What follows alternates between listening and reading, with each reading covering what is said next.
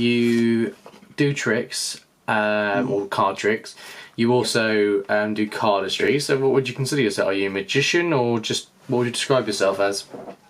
Well, I consider myself a bit of everything, actually, because I enjoy everything I do. So I enjoy magic, I enjoy cardistry, I enjoy collecting and stuff. When it comes to magic, it's stuff that I do for other people, so performing to them, and kind of people are like all shocked and stuff, but you know, there's many different reasons for getting into magic, but if I was to say that, it'd be a really long video. Cardistry is more of a me thing, so if I want to practice something, it's like, you know, something like this. It's what I do to entertain myself. Because cardistry is never really meant to be for a, like, performing. It's kind of just like ways you can be creative with a deck of cards and creating patterns, shapes, and displays. Yeah. And I've collected cards just because of the fact, if I see a deck of cards and I like them, I'll buy them. I don't buy every single deck you get on the market. It's like you get a lot of decks sent to you. I don't get decks sent to me. I just buy them if I like them.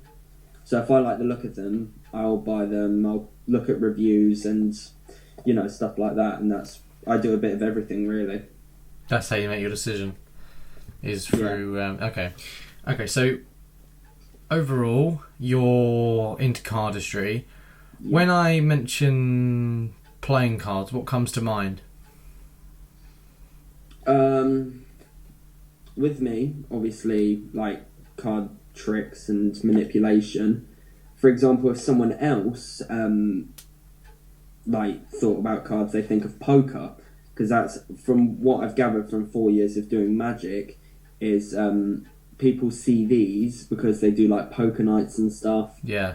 A lot of people don't see magic like right in front of your face. It's like when you see television specials, noticed, it's like when I perform, I get told, oh, you're the next Dynamo, or stuff like that. You know, it's what's relevant at the time. Okay, so but you would say basically the media takes a big part of what everyday people will kind of manipulate magicians and cards with.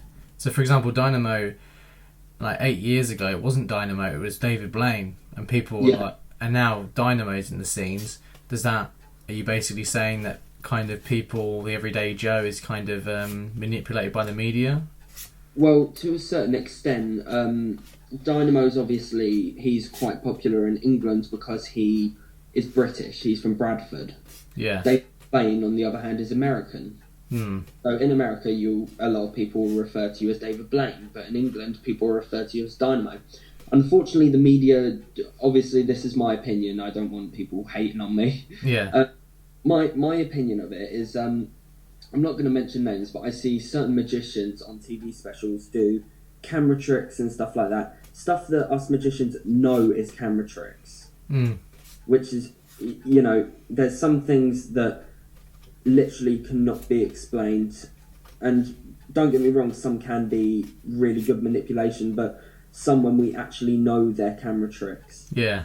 And unfortunately, when you do magic for a while on TV, you'll do all your tricks, but then you've got to come up with something better and better and better, and then magicians who actually get famous will actually have to resort to using camera tricks because they need to do something that seems impossible.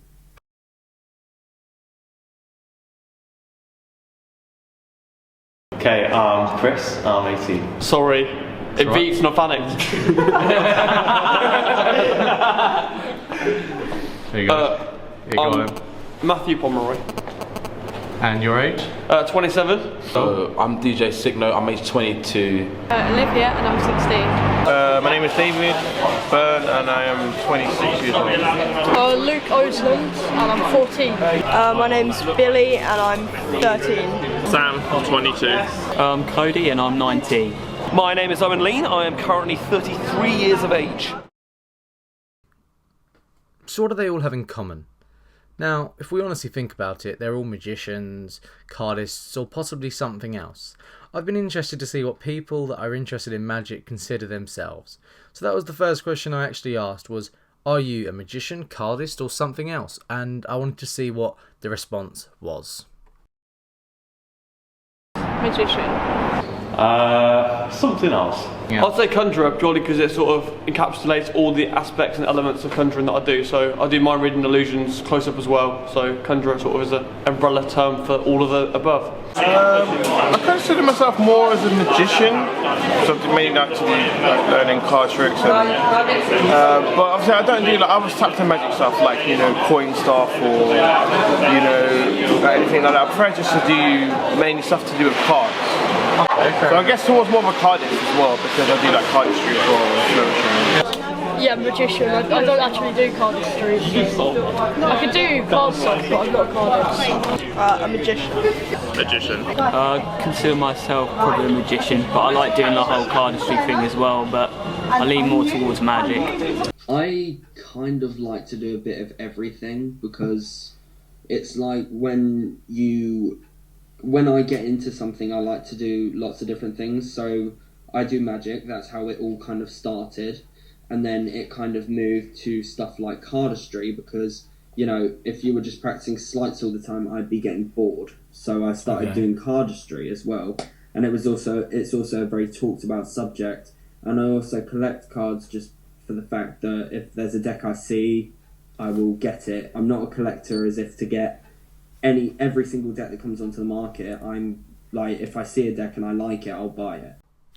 Now we know if they're a magician, cardist or something else. But what comes to mind when I say the word playing cards? When I say that key word, what comes to mind for a magician? Or, for example, with DJ Sicknote, which you see the guy with the beats on, if you don't know who he looks like, this is him now.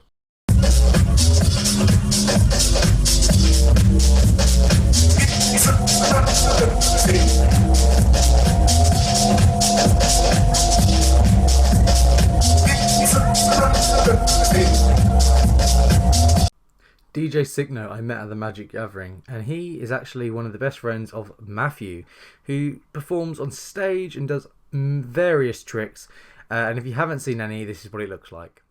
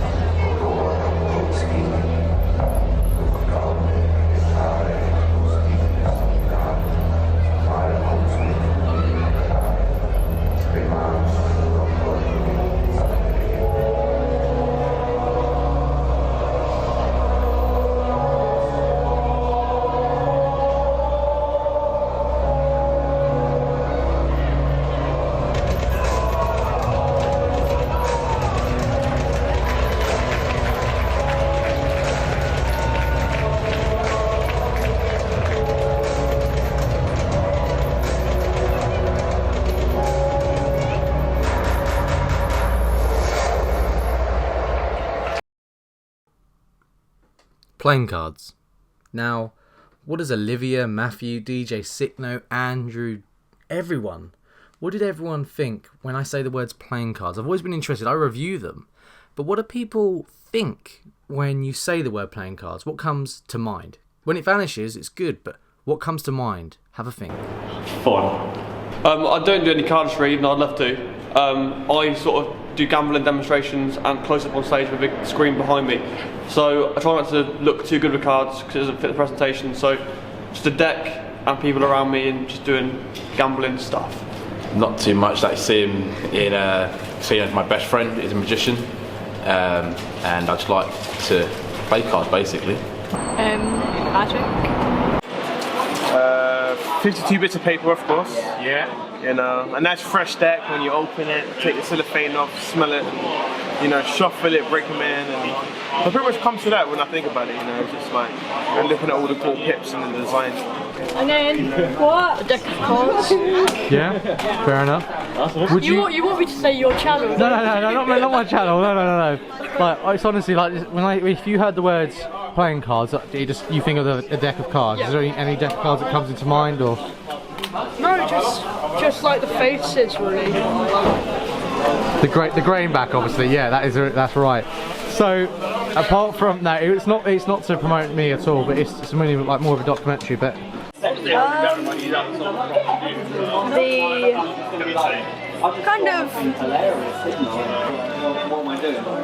kind of a lot of things. There's like a lot of different things you can think about playing cards. Me personally, Magic and like kind of the amazement of Magic. Maybe for other people, card games. Maybe for other people, cardistry. I mean, it really depends on what you do and what you like. But for me, Magic, when I think of playing. Gambling. I think about like designs, core cards, stuff like that. But I'm pretty like a big fan of like designs and stuff. And I want to create my own deck of cards. Oh, well, there's an awful lot to talk about. I mean, playing cards have been kind of my living for the last 16 years. You know, I've been doing Magic on the streets since I was at university, and since the beginning I've always used card tricks in my show. I mean, when I first did Magic, playing cards was what I used because they were really cheap. That was mainly the reason. They're really cheap compared to other illusions out there. I mean, playing cards have a huge history. If you go to Card College, work by Roberto Giovi, the first volume, he gives a very brief, concise history of them, starting with how they were used originally when the Moors came to Europe at the very beginning. They brought the cards with them in a 48 deck. Then it expanded bigger and bigger into that until it became the Tarocchi deck, which was used in mostly for gambling to start with in Europe, which of course was had 56 cards per with the deck and an extra trump suit. This was then used by occultists in France from the 18th century for fortune telling, and this is what turned into the deck of playing cards that we know today, which are used in pretty much every game around the sun. Of course, in Europe they have different decks which are used for different games. The standard deck of 52 obviously is what I think of with that. Another question I've always wanted to ask is YouTube a good place for Magic? Because of, obviously, as we all know, people reveal tricks, and I've always been interested to find out if maybe YouTube is a good place or possibly a bad place. So I'm going to ask them all and find out what their views are on having Magic on YouTube. There's kind of two sides to it. Unfortunately, people do get really annoyed when people reveal tricks, and I understand that completely, but if you think about it, it's not in the age where you go to a library and pick up a book on Magic. No. People are surrounded by technology, and there's not many people who aren't addicted to it. Like, I don't usually, I'm not super addicted to technology. I kind of just do my cards. But it's really hard to explain. I don't like it when people will reveal stuff that magicians have made that you purchase. Yeah. Like copyrighted tricks. I can't stand it when people do that because it's just not fair. It's like, for example, there's this one flourish called Pandora, and it looks like this. Who's that by? A lot of people, Dan and Dave, a lot of people who see that know what it is. But I spend £70 on a DVD called The Trilogy, which teaches me loads of flourishes, including that one, and, other stuff. And I spent 70 quid on it, and then a few weeks later I see someone's done a tutorial on YouTube, and it's just like, you're kind of killing the whole fact that people are making a living off this. People make up tricks, people reveal their magic to kind of, how can I say it? Well, to make a living, basically. And the tricks on YouTube, to an extent, I agree with people where they say you shouldn't reveal magic. The tricks where they're like simple ones, I kind of don't really have a problem with, like the mathematical card tricks or really simple stuff. Self-working, yeah. At the end of the day, magic is meant to be something you create. You need to create your tricks, you need to come up with your own routines and ideas, but I don't think people should reveal things that professional magicians do. Because the thing is, if someone sees a trick, get up on YouTube and they find the answer, it just kind of ruins what you've done. You've created like a moment where people were truly astonished. Like, at my place, I work in a pub/restaurant, and I get all sorts of people, all sorts of different types of people. I get hecklers, I get people that are genuine believers magic. And, you know, they're difficult people to impress, depending, like, usually I have a group, and they're all different people, and they're all skeptical, or there's someone who will literally just go along with everything. Yeah, so there's people there are very difficult people to impress, and there are people that genuinely get impressed. And the fact, when you actually do it, whether you impress someone that's skeptical is a really big achievement and a big confidence boost for you. And it's boosting up the confidence of a magician. And then, you know, if someone goes and looks it up on YouTube, it just kind of kills everything. I think it's a good place for magicians, because then you can like find other magicians and link up with them like we're doing now. 100%. I'm always watching review shows and stuff. However, the sort of people that sort of reveal stuff, I don't agree with that at all. But yeah, it's definitely a good platform to build your own channel and have people watch it from there. Yeah, definitely. And do you want to quickly mention what you're doing in London, just so people can give you some today we're just having a wander around, but I'm touring a big theatre show around the country. We're just sort of doing some bits and bobs. He's a DJ, and we're just here wandering. Yeah.